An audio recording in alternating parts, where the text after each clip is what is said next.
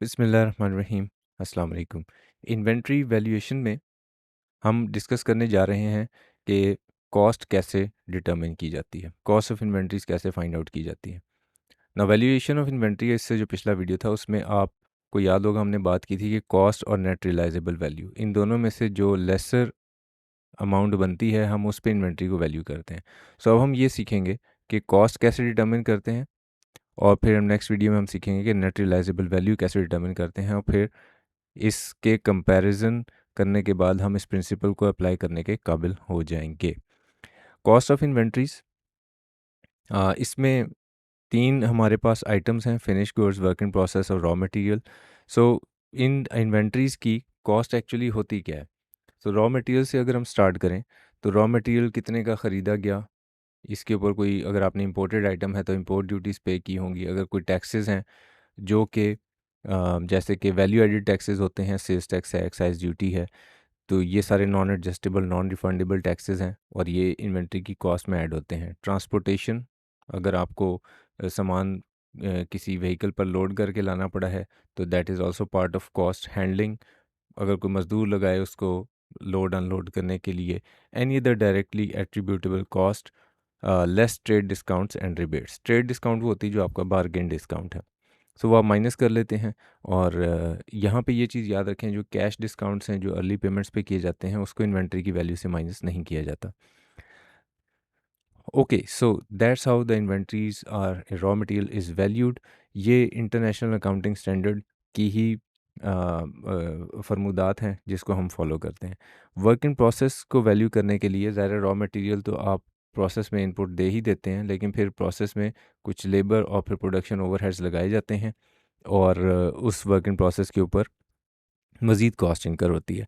ये कुछ work in process हमेशा कुछ परसेंटेज में कंप्लीट हुआ होता है, यानी हो सकता है प्रोसेस के स्टार्ट का जो आइटम हो वो 10% अभी कंप्लीट हुआ हो आपके पीरियड एंड पे। ये सारी डिस्कशन हम कब कर रहे होते हैं? हम पीरियड एंड पे, पीरियड एंड के ऊपर हम देखते हैं कि हमारे वर्क इन प्रोसेस में कुछ आइटम होगा जो 10%, 11% और फिर ऑनवर्ड्स लेट्स से 99% तक कुछ ना कुछ प्रोसेस के अंदर आइटम पड़ा हुआ है जो कि कुछ ना कुछ कंप्लीट है। सो 100% कंप्लीट नहीं होता है ये। जो फिनिश गुड्स हैं उनके ऊपर डायरेक्ट मटेरियल, डायरेक्ट लेबर और प्रोडक्शन ओवरहेड्स 100% अप्लाई हो चुके हुए होते हैं। उसके ऊपर जो कॉस्ट इनकर होनी है वो आप कर चुके हुए होते हैं और आपकी ये प्रोडक्ट अब बिल्कुल कंप्लीट होती है। नाउ अभी इनिशियली हम इस चैप्टर में जो डिस्कशन करेंगे उसमें हम इसकी मज़ीद डिटेल जो है, यानी वर्क इन प्रोसेस में डिफरेंट लेवल्स के ऊपर जो कॉस्ट लगी हुई है उसको कैसे करते हैं, डिटर्मिन करते हैं और फिर कैसे उसको इन्वेंट्री की वैल्यू में शामिल किया जाता है, वो हम जब हम कॉस्ट फ्लो इन प्रोडक्शन और प्रोसेस कॉस्टिंग ये वाले एरियाज़ को जब डिस्कस करेंगे तब उसकी डिटेल आएगी। अभी हम उस डिटेल में नहीं जाएंगे, अभी हम इनिशियल प्रिंसिपल्स को सिर्फ डिस्कस करेंगे। So we'll just talk about के हमारी जो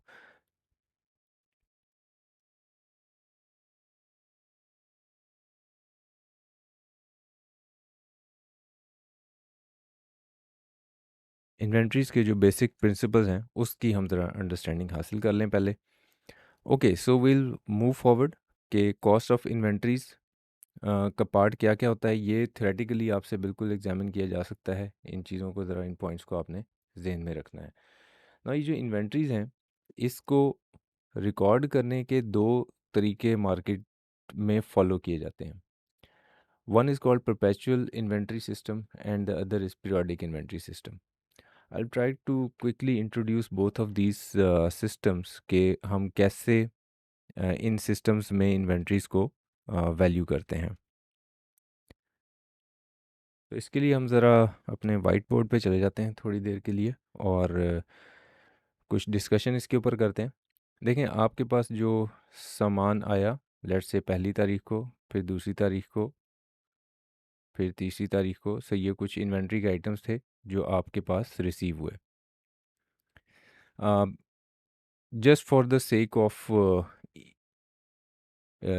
ईज़ियर अंडरस्टैंडिंग, अभी हम एज्यूम कर लेते हैं कि हम किसी ट्रेडिंग बिजनेस में हैं और हम जो सामान ख़रीदते हैं उसी को फिर बेच देते हैं, यानी हम फिनिश गुड्स ही ख़रीदते हैं और उसको बेचते हैं, ताजिर हैं ना। ये जो सामान आपके पास आता है, इसके लिए आप अपने पास परचेजेस को डेबिट करते हैं, और अगर आपने लेट्स से कैश पे ख़रीदा है सामान तो इस तरह से इसको रिकॉर्ड कर लेते हैं। Let's say during the year आपके ये दो आइटम्स सेल आउट हो गए, और जब ये दो आइटम्स सेल आउट हुए आपने इसको रिकॉर्ड नहीं किया, बस आपने एक एंट्री की कि मेरे पास कैश आ गया और मैंने सेल्स कर दिया। जो इन्वेंट्री आपके पास से गई, यानी इशुएंस ऑफ इन्वेंट्री या यूजेज ऑफ इन्वेंट्री, इसको हमने रिकॉर्ड नहीं किया। और हमने जब हमारा साल ख़त्म हुआ तो हमने स्टॉक काउंट किया और हमें पता चला कि एक आइटम पड़ा हुआ है, दैट इज़ आइटम नंबर 3। और हमने उसको रिकॉर्ड किया, उसकी एंट्री क्या हमने रिकॉर्ड की, उसको हमने कहा कि हमारे पास क्लोजिंग स्टॉक है और हमारे पास कॉस्ट ऑफ गुड्स सोल्ड है, जिसको हमने क्रेडिट कर दिया। नाउ लेट्स से ये 100 रुपए का अगर आइटम है तो ये मैंने 300 रुपये से परचेज़ रिकॉर्ड की थी और मेरे पास क्लोजिंग स्टॉक 100 रुपये का था, ठीक है। और जब मैं अपनी फाइनेंशियल स्टेटमेंट्स बनाऊंगा तो उसमें जो मेरी इनकम स्टेटमेंट होगी उसमें मैं लिखूंगा कि सेल्स कितनी हुई। लेट्स से मैं इसको 150 का एक आइटम सेल करता हूँ, तो इसका मतलब मेरी जो सेल है, दो आइटम चूँकि सेल हुए हैं तो 300 की सेल्स हैं, तो मेरी सेल्स हो गई 300 की। और मेरे पास जो कॉस्ट ऑफ गुड्स सोल्ड है वो कितनी होगी, वो मैं इस तरह डिटर्मिन करूँगा कि जितनी मैंने परचेज़ किया है उसमें से इसको माइनस कर दूँगा, यानी कि 300 में से 100 को क्लोजिंग स्टॉक को माइनस कर दूँगा, और 200 मेरी कॉस्ट ऑफ गुड्स सोल्ड होगी और 100 रुपया मेरा ग्रॉस प्रॉफिट होगा। Now this is one method of recording inventory, this is a method one. Method second ये है कि आप जिस वक्त अपनी आइटम स्टोर से इशू करेंगे या स्टॉक से निकालेंगे तब भी उसकी एक ट्रांजैक्शन रिकॉर्ड करेंगे यहाँ पर। और वो जो ट्रांजैक्शन रिकॉर्ड करेंगे तो इसका मतलब जो सेकंड सेट ऑफ मेरा बुक्स ऑफ अकाउंट्स होगा, उसमें जो सेकंड मेथड है उसमें मैं क्या कर रहा हूँ, पहले तो मैंने परचेजेस को डेबिट कर दिया 300 और कैश को क्रेडिट कर दिया 300 से। अब जब मैंने ये आइटम बेचा है तो मैं तब क्या करूँगा, तब मैं करूँगा ये कि मैं अपने परचेजेस या इन्वेंट्री अकाउंट भी हो सकता है, इसमें से 200 निकाल दूँगा और कॉस्ट ऑफ गुड्स सोल्ड 200 से रिकॉर्ड कर लूँगा। और जिस वक्त मेरे पास ईयर एंड होगा तो मैं क्लोजिंग स्टॉक की कोई ट्रांजैक्शन रिकॉर्ड नहीं करूँगा, बल्कि मैं अपने परचेजेस अकाउंट में, ये जो मेरा परचेज अकाउंट है जिसमें 300 रुपये आए थे और 200 रुपये मैंने निकाल दिए, उसका एक बैलेंस निकालूंगा जो कि बनेगा 100। ये जो 100 का बैलेंस है इसको फिर मैं चेक करूंगा कि फिज़िकली क्या मेरे पास इतना ही स्टॉक पड़ा है, हाँ जी पड़ा हुआ है। ठीक है। नाउ इन दोनों मेथड्स में फ़र्क क्या है, यहाँ पे क्या होगा, यहाँ पे सेल्स रिकॉर्ड होंगी 300 की और कॉस्ट ऑफ गुड्स सोल्ड 200 की ही होगी, यानी कि प्रॉफिटेबिलिटी में कोई फ़र्क नहीं आएगा, लेकिन मेथड ऑफ रिकॉर्डिंग में फ़र्क है। मेथड ऑफ रिकॉर्डिंग में फ़र्क ये है, now when I was following method 1 I was recording no stock usage, whereas when I was following method number 2 I was recording every stock usage in my books of accounts। ठीक है। ये जो second method है this is called perpetual inventory system. इसमें पूरा साल usage की journal entry पास होती है, जब जब आप आइटम को यूज़ करते हैं उसकी एक ट्रांजैक्शन रिकॉर्ड करते हैं। जबकि पहला मेथड जो था इसको बोलते हैं हम पीरियोडिक इन्वेंट्री सिस्टम। इसमें आप सिर्फ और सिर्फ क्लोजिंग स्टॉक की एक एंट्री पास करते हैं, एक जर्नल एंट्री पास करते हैं and that's it. During the year जितनी भी आप स्टॉक इशूज़ करें उसको रिकॉर्ड नहीं किया जाता। नाउ इस पीरियोडिक इन्वेंट्री सिस्टम का एक नुकसान है, नुकसान ये है कि अगर फ़र्ज़ करें कि कोई item let's say item second है, ये सेल नहीं हुआ बल्कि स्टोलन है, किसी ने चोरी कर लिया है, तो अब आपका ये सिस्टम क्या बता रहा है कि परचेजेस हैं 300 के, क्लोजिंग स्टॉक है 100 का, ठीक है जी? और सेल्स हैं, ज़ाहिर सी बात है एक आइटम सेल हुआ है आपका, एक तो चोरी हो गया, तो इसका मतलब सेल्स होंगी 150 की, लेकिन कॉस्ट ऑफ गुड्स सोल्ड 200 ही आ रही होगी। यानी आपको ये मालूम ही नहीं हो सकेगा अनटिल अनलेस कि आप फिर रिकॉर्ड को क्वांटिटेटिवली रिकंसाइल करें। तो बड़े बिज़नेस में ये इतना एफिशिएंटली पॉसिबल नहीं होता कि आप फिर इश्यूएंस को रिकॉर्ड ना करें और एंड पे जाके क्लोजिंग स्टॉक से फिर उसको रिकंसाइल करने की कोशिश करें। तो इस इन्वेंट्री सिस्टम का एक नुकसान ये है कि अगर कोई स्टोलन आइटम हो या वो किसी और वजह से लॉस हो गया हो या मिसप्लेस हो गया हो, तो उसका कोई रिकॉर्ड ही अवेलेबल नहीं है कि आपने कितना आइटम एक्चुअली यूज़ किया है या सेल किया है। जबकि परपेचुअल इन्वेंट्री सिस्टम जो है, इसका सबसे बड़ा जो प्लस पॉइंट है वो ये है कि आपने जितने आइटम यूज़ किए हैं आपको ये मालूम है, और क्लोजिंग स्टॉक्स आपको यहाँ से पता चल रहे हैं बुक्स ऑफ अकाउंट से, और फिर आप जाके फिजिकली वेरीफाई भी कर सकते हैं। स्टॉक टेक एक एक्सरसाइज होती है, आप ऑडिटिंग में पढ़ेंगे। बड़े बिजनेसेस में स्टॉक्स को काउंट किया जाता है पीरियोडिकली। तो परपेचुअल इन्वेंट्री सिस्टम आपको ये आसानी देता है कि आप जो है वो स्टॉक्स को बाकायदा रिकॉर्ड करते हैं। तो अगर मैं कहूँ कि इन दोनों में डिफरेंस क्या है, इसमें इशुएंस या यूजेज ऑफ स्टॉक्स को रिकॉर्ड किया जाता है जनरल एंट्री के अंदर, जबकि प्रोडक्ट इन्वेंट्री में ये रिकॉर्डिंग नहीं होती, सिर्फ क्लोजिंग स्टॉक्स को काउंट करके उसकी एक एंट्री पास कर दी जाती है। नाउ जो कॉस्ट फार्मूलाज, जो हमारा मेन एरिया है कि हम इन्वेंट्री की कॉस्ट कैसे फाइंड आउट करते हैं, तो वो दो मेथड्स हैं हमारे पास। One is called first in first out and the second is weighted average cost method. बहुत ही सिंपल मेथड्स हैं, और अगर कहीं एग्ज़ाम में आपको आ जाए इन्वेंट्रीज़ को इस कॉस्ट डिटरमिन करने के लिए, मेथड थोड़ा सा लेंथी हो सकता है लेकिन कॉम्प्लिकेटेड नहीं होगा। So first in first out में क्या होता है कि cost of inventories are determined in order of purchase. जो सामान पहले ख़रीदा उसी को पहले आपने बेचना है। तो एक चीज़ ध्यान में रखिएगा कि ये physical physical movement of inventory, यानी एक्चुअली इन्वेंट्री मूव कैसे हो रही है उसका इन चीज़ों से कोई ताल्लुक नहीं। ये कॉस्ट के फार्मूलाज हैं, ये आप अपनी कॉपी पेंसिल पे कर रहे हैं। ये दोनों मेथड्स में से कोई एक अडॉप्ट, क्योंकि अकाउंटिंग स्टैंडर्ड्स ये दोनों अलाउ करते हैं, दोनों में से आप जो भी चाहें फॉलो कर सकते हैं। लेकिन फिजिकली एक्चुअली जो स्टॉक मूव हो रहा होता है वो फाइफो बेसिस पे ही हो रहा होता है। जो पहले आइटम आता है उसी को पहले आप इस्तेमाल करते हैं। So cost of inventories are determined in order of purchase. अभी इसकी एक एग्जांपल सॉल्व करते हैं, मैं ये दोनों मेथड्स पे क्लैरिटी भी आ जाएगी। Items are items receive first go out first. जो पहले आया वही पहले इस्तेमाल होगा। Value of inventory at any time is the cost of most recently acquired units.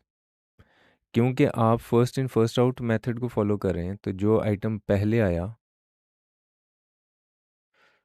तो इसमें से सेल पहले कौन सा होगा, ये वाला, और बाद में कौन सा आया, ये। तो अगर जो क्लोजिंग स्टॉक है वो मोस्ट रिसेंटली एक्वायर्ड आइटम्स पर ही मुश्तमिल होगा। रिकॉर्ड और डाटा रिक्वायर्ड जो आपको होता है, date of receipt, number of units received, price per unit, date of issue, number of units issued. So ये कुछ डाटा है जो रिक्वायर्ड है इस इन्वेंट्री सिस्टम के ऊपर रिकॉर्डिंग करने के लिए। Okay, so weighted average cost में हम क्या करते हैं, it is also called running weighted average method. All units are issued at the current weighted average cost per unit. ये मज़ीद आपको एग्जांपल में क्लियर हो जाएगा अभी जो हम सॉल्व करेंगे इसको न्यूमेरिकली, कि आप जो ही कोई आइटम नया परचेज़ करते हैं वो पुराने आइटम्स में आप उसकी कॉस्ट को भी जमा कर देते हैं और उसकी क्वांटिटी को भी जमा कर देते हैं और एक नई पर यूनिट कॉस्ट निकाल देते हैं। और जब भी नया यूनिट, कोई भी यूनिट इशू करेंगे तो वो उस एवरेज कॉस्ट पे इशू होगा। इन परपेचुअल इन्वेंट्री सिस्टम, यानी इसकी बात हो रही है, new average cost is calculated whenever more items are received. ये सबसे इम्पॉर्टेंट पॉइंट है इस पूरी स्लाइड पे। अगर आप कहें कि एक पॉइंट को स्टार करके रख लो कि नहीं भूलना आपने एक चीज़, वो ये है, जब भी नया आइटम रिसीव होगा आपको एक एवरेज कॉस्ट फाइंड आउट करनी होगी। ये पॉइंट नहीं भूलना आपने। फॉर्मूला क्या है, cost of inventory currently in store में जमा कर दें कॉस्ट ऑफ न्यू आइटम्स और डिवाइड कर दें नंबर ऑफ़ यूनिट से, जो पुराने हैं और जो नए रिसीव हुए हैं।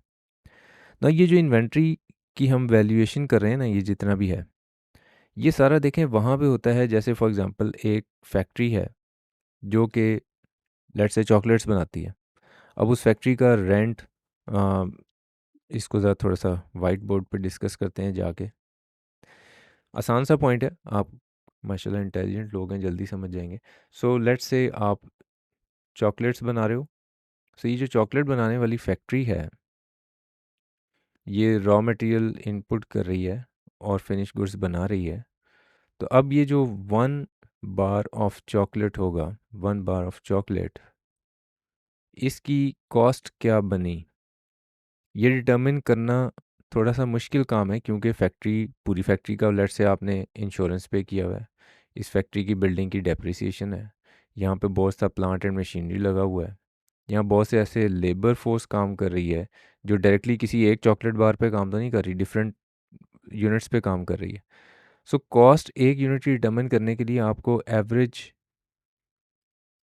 बनानी पड़ती है, यानी कि आप पूरी फैक्ट्री का इंश्योरेंस, उसका डेप्रिसिएशन, प्लांट एंड मशीनरी का डेप्रिसिएशन लेते हैं, और यूनिट्स जितने आपने प्रोड्यूस्ड किए, जितने चॉकलेट बार्स बनाए, उससे उसको डिवाइड कर लेते हैं। लेट्स से आपका 1 लाख रुपया खर्च हुआ और आपने 100 यूनिट बनाए, तो इसका मतलब आपका एक यूनिट कितने का बना, 1000 का।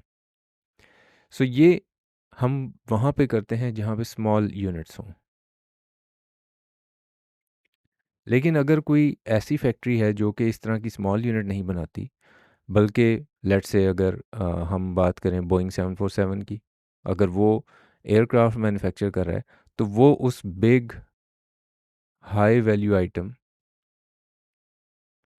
आइटम, इसके लिए उसको ये एवरेज के सहारे लेने की ज़रूरत नहीं है, क्योंकि वो हो सकता है साल में चंद जहाज़ ही बनाते हैं और वो फाइंड आउट कर सकते हैं एग्जैक्टली कि कितने लोगों ने इस पे काम किया, किस किस मशीनरी को इस्तेमाल किया गया, और कितना इसके ऊपर खर्चा हुआ है। एग्जैक्टली कॉस्ट फाइंड आउट करना इतना बड़ा मसला नहीं है।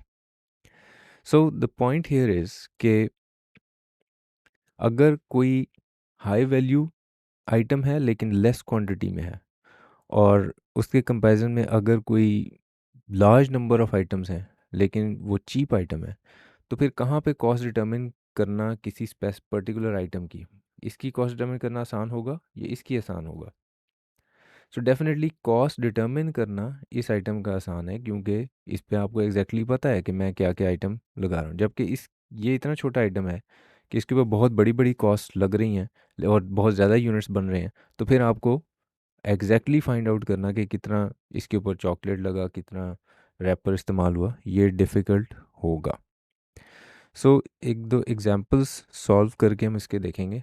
वो फर्स्ट फाइफो बेसिस के लिए एक एग्जांपल है, इसको आप वीडियो को पॉज करके इसको पहले पढ़ सकते हैं। कुछ परचेज़ का इन्फॉर्मेशन है, आपके पास ओपनिंग इन्वेंट्री मौजूद है, और कुछ सेल्स का इन्फॉर्मेशन है। अभी हम ट्रेडिंग बिजनेस को पहले देख रहे हैं, ये सिंपल अंडरस्टैंडिंग के लिए है, वरना जब हम इसको मैन्युफैक्चरिंग में लेकर जाएंगे इसी कॉन्सेप्ट को, तो फिर थोड़ा सा ये कॉम्प्लेक्स हो जाएगा। फाइफो बेसिस के ऊपर हमने इसकी वैल्यूएशन करनी है। सो सबसे पहले आप क्या करेंगे कि ये जो ओपनिंग इन्वेंट्री है, जो कि 100 आइटम्स हैं और 50 रुपए का एक आइटम है, इसको रिकॉर्ड करें। आपके पास जो मेथड है वो ये कि आपने, this is called store laser card, store laser card, इस पे इन्वेंट्रीज की सारी रिकॉर्डिंग की जाती है। ये फॉर्मेट है जो आपने एग्ज़ाम में बनाना होगा। तो सबसे पहले आप इसमें ओपनिंग स्टॉक्स जो 1 जनवरी को अवेलेबल हैं उसको मेंशन कर लें कि 100 आइटम है, 50 रुपए का एक यूनिट है, और बैलेंस में भी सेम आइटम लिख लेंगे आप। उसके बाद क्रोनोलॉजिकली आपने चलना है, यानी कि डेट वाइज कौन सा इवेंट पहले हुआ और कौन सा बाद में हुआ। ठीक है, सो हम देखें अगर इसमें सबसे पहला इवेंट कौन सा है, 1 अप्रैल, ये हमारा पहला इवेंट है, और इसमें हमने परचेज़ किया है। परचेज़ ये किया है कि 300 यूनिट है, 60 रुपए का एक यूनिट है। तो मैं रिसीट्स साइड में इसको रिकॉर्ड करूँगा, 300 यूनिट, 60 रुपए का यूनिट, और इसको अपने बैलेंस में जमा कर लूँगा। ये चीज़ आपने ज़हन में रखनी है कि फाइफो में यूनिट्स को अलग-अलग ही रखा जाता है बैलेंस में, क्योंकि आपने जो पहले आइटम कौन सा है, ये 50 वाला है। जब इशुएंस की बारी आएगी तो ये 50 ही पहले इशू होगा। नेक्स्ट जो ट्रांजैक्शन है वो कौन सा है जी, वो 9 मई का है। 9 मई को आपने 200 यूनिट्स सेल कर दिए। जो 200 यूनिट आपने सेल किए वो ज़ाहिर है इस बैलेंस में से होंगे ना, तो इस बैलेंस में से सेल हुए हैं, तो इसका मतलब 100 ये वाला होगा, 50 वाला, और 100 इसमें से 300 वाले में से आप यूज़ करेंगे। ठीक है, जिसका कि 60 है पर यूनिट रेट। तो आपको ये पता चल गया कि मैंने टोटल 1100 11,000 रुपये का आइटम इशू कर दिया या सेल आउट कर दिया। अब बैलेंस कैसे फाइंड आउट होगा? जो बैलेंस में बचा हुआ है वो क्या बचा हुआ है? वो इस 300 में से 100 इस्तेमाल हो गया ना, ये वाला, ये 100 इस्तेमाल हो गया, तो बाकी क्या बच गया? ये 200, और ये कौन से वाला है? 60 वाला ही है जो बचा हुआ है। नेक्स्ट इज़ 14 जुलाई, इसको आपने 500 यूनिट 70 के हिसाब से ख़रीदे हैं। सो 500 यूनिट 70 के हिसाब से इसको अलहदा ही रखेंगे आप, 500 यूनिट 70 के हिसाब से। जो पहले पड़े हुए हैं 60 के हिसाब से वो ऐसे ही रहेंगे, अलहदा अलहदा ही रखेंगे बैलेंस के कॉलम में। Next that is 25 July, 200 units आपने सेल कर दिए, तो अगेन इशू के कॉलम में 260 के हिसाब से 12,000, क्योंकि ये वाले अब पहले मौजूद थे और इसी को ही आपने सेल किया है। जो बैलेंस में बचेगा वो ये 500 वाला बैलेंस में बच जाएगा 70 के रेट पे। नेक्स्ट इज़ 22 अक्टूबर, और इसमें आपने 200 यूनिट फिर ख़रीदे, इसको फिर अलहदा ही रखोगे आप। पहले 500 पड़े हैं, 200 आपने मज़ीद एक्वायर कर लिए, दोनों के रेट अलहदा अलहदा। उसके बाद 23 नवंबर को 200 यूनिट सेल किए। सो ये अब 200 कौन से होंगे? ये 500 वाले में से यूज़ होंगे, 70 का रेट इस्तेमाल करेंगे आप, और 300 बच गया इस 500 वाले में से, और 200 ये एज इट इज़ पड़ा है अभी आपके पास, जिसका कि 80 रुपये पर यूनिट रेट है। एंड लास्ट इज़ 12 दिसंबर को आपने 200 यूनिट फिर सेल किया है। तो ये जो 200 यूनिट सेल हुआ ये कौन सा होगा? 300 वाले में से 200 सेल हुआ, इसमें से 100 बच गया है 70 के हिसाब से, और ये जो 200 था 80 के हिसाब से, ये ऐसे ही पड़ा हुआ है। सो 16,000 और 7,000 ये आपके पास बैलेंस में बचा है। अब पीरियड एंड के ऊपर आप इजीली फाइंड आउट कर सकते हैं कि टोटल 1100 यूनिट्स इस कॉलम का टोटल बना लें।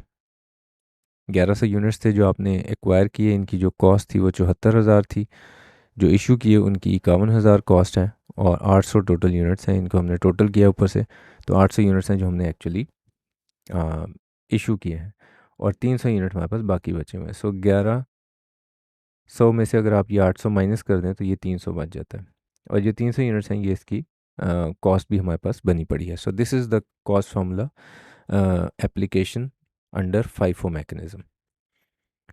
सो अब हम ज़रा एवरेज कॉस्ट पे सेम एग्जांपल को सॉल्व करते हैं। सेम डाटा है हमारे पास, और इसी तरह हम पहले वही कॉलम्स बना लेंगे। जो मैंने एक पॉइंट आपको स्टार करवाया था वो क्या था कि जब भी नया आइटम आएगा तो एक नई एवरेज कॉस्ट बनाई जाएगी। सबसे पहले मैं अपने ओपनिंग स्टॉक्स को लिख लेता हूँ। मेरे पास ये 100 यूनिट थे 50 के हिसाब से, so I have just mention it here. और उसके बाद मैंने 5 अप्रैल को 300 यूनिट ख़रीदे हैं। सो 5 अप्रैल को 360 के हिसाब से मैंने ख़रीदे हैं, तो फ़ौरन से मैं क्या करूँगा, इन 300 को जमा करूँगा पुराने 100 यूनिट्स में, तो 400 यूनिट्स मेरे पास हो गए, और फिर 5,000 में 18,000 जमा करूँगा, 23,000 हो गया। अब इस 23,000 को डिवाइड करूँगा 50, ये जो मेरे पास टोटल 400 यूनिट्स हैं इससे। सो ये जब मैं डिवाइड करूँगा तो मेरे पास ये एक एवरेज कॉस्ट बन जाएगी। ठीक है, हमेशा जब भी आपके पास कोई भी परचेज़ ऐड होगी, जैसे जो ही रिसीट साइड पे कोई एंट्री आएगी, फ़ौरन यहाँ पे पर यूनिट वैल्यू में चेंज आएगा। नेक्स्ट जो इवेंट है दैट इज़ ऑफ 9th मई। 9th मई को आपने 200 यूनिट इस्तेमाल किए हैं, ये 200 यूनिट अब इस 400 में से यूज़ होंगे, और ये जो पर यूनिट आपने बनाया था इसी पे ही ये इशू होंगे, और जो बाकी बचेगा वो यही 200 यूनिट है, और पर यूनिट में कोई चेंज नहीं आएगा। So issuance will not bring any change to the per unit cost of inventory. उसके बाद 9th मई के बाद क्या हुआ, 14 जुलाई को आपने फिर 500 यूनिट खरीदे 70 के हिसाब से, तो फ़ौरन से क्या करें, 500 और 200 यूनिट जो पिछले पड़े थे उसमें जमा करें, 700 आया। जो इसकी कॉस्ट थी 35,000, उसको जमा कर दें, जो प्रीवियस कॉस्ट पड़ी हुई थी 11,500, तो 46,500 हुआ। 46,500 को डिवाइड करें 700 से, तो ये एक नई पर यूनिट कॉस्ट आ गई। So that's how it works. So ये जब आपने डिटर्मिन कर लिया तो फिर नेक्स्ट इशू को रिकॉर्ड करें। 200 आइटम्स इशू हैं, अब जो आपकी लेटेस्ट डिटर्मिन पर यूनिट कॉस्ट थी वही हम इस्तेमाल करेंगे यहाँ पे, और जो आपके फिर क्लोजिंग स्टॉक्स हैं अगेन उसकी पर यूनिट कॉस्ट वही आएगी जो पहले चल रही थी। अगर आप इसको डिवाइड करके भी देखें तो अगेन यही आंसर आएगा। करने की वैसे ज़रूरत नहीं है, क्योंकि in case of issuance there will be no impact on per unit cost. 22 अक्टूबर नेक्स्ट इवेंट है, 200 यूनिट आपने ख़रीदे हैं 80 के हिसाब से। तो अगेन इस 200 को जमा कर दें यहाँ पे 80 के हिसाब से, 16,000 इन दोनों वैल्यूज़ को ऐड करके लिखो, इन दोनों वैल्यूज़ को ऐड करके लिखो, and you will come to a newer rate. ये जो नया रेट आया ये आगे इस्तेमाल होगा अगले इशुएंस के लिए, जब आपने 200 यूनिट इशू किए हैं तो 70.3057 विल बी यूज्ड, ये वाला रेट है जो हम इस्तेमाल करेंगे। नेक्स्ट हमारे पास 12 दिसंबर को हमने फिर इशू किया 200 यूनिट। सो ये 200 यूनिट में भी अगेन वही रेट होगा जो पिछला यूज़ हुआ, और at the period and 300 unit बचे हैं और 21,092 इन यूनिट्स की हमारे पास वेटेड एवरेज मैकेनिज़्म में कॉस्ट बन रही है। सो अब अगर मैं यहाँ पे कंपैरिजन करूँ, जो आखिरी मेरी परचेज़ थी वो तकरीबन 80 रुपये, 22 अक्टूबर की आखिरी परचेज़ है, 80 रुपये की एक यूनिट है। तो यहाँ पे आप देखें मेरे पास जो क्लोजिंग स्टॉक्स हैं वो 300 यूनिट हैं और तकरीबन 70 रुपये उसकी पर यूनिट कॉस्ट है। फाइफो पे अगर मैं चला जाऊँ तो यहाँ पे अगर आप देखें तो मेरे पास जो 300 यूनिट बचे हुए हैं वो ज़्यादा करीब हैं, यानी कि चूँकि उसमें ज़्यादा आइटम 80 वाला पड़ा हुआ है, तो वो जो हमने स्टार्ट में बात की थी ना कि इन फाइफो मेथड में क्या होता है, फाइफो मेथड में आपका जो value of inventory at any time is cost of most recently acquired units, उसके ज़्यादा करीब होती है फाइफो मेथड के अंदर। नाउ अब ज़रा हम इन मेथड्स का एक कंपैरिजन बनाकर देख लेते हैं कि ये जो इन्वेंट्रीज़ हैं इनके जो दोनों मेथड्स हैं उसमें